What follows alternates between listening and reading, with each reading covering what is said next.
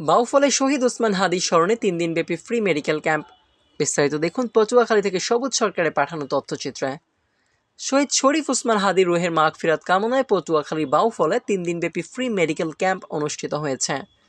বাংলাদেশ জামায়াতে ইসলামী ঢাকা মহানগরীর দক্ষিণের সেক্রেটারি ও বাউফল আসনের এমপি প্রার্থী ডক্টর শফিকুল ইসলাম মাসুদের উদ্যোগে এ মানবিক কার্যক্রমের আয়োজন করা হয়। রবিবার বাউফল উপজেলার কাগজির পুলে অবস্থিত ইবনে সিনা প্রাইমারি আউটডোর হেলথ কেয়ার সেন্টারে সকাল থেকে চিকিৎসা নিতে আসা মানুষের ব্যাপক উপস্থিতি লক্ষ্য করা যায়। নারী, পুরুষ, শিশু ও বৃদ্ধ সব বয়সী রোগীর ভিড়ে ক্যাম্প এলাকা ছিল সরব। চক্ষু বিশেষজ্ঞ ডাক্তার জাকিয়া ফারহানা সহ একদল অভিজ্ঞ চিকিৎসক এই ক্যাম্পে বিনামূল্যে চিকিৎসা সেবা, প্রয়োজনীয় পরামর্শ ও ওষুধ প্রদান করেন।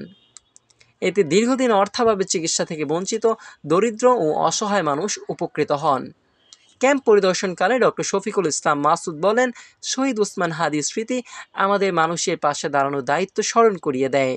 আল্লাহ যতদিন শক্তি দেন ততদিন মানবিক ও চিকিৎসা সেবায় কাজ করে যাব।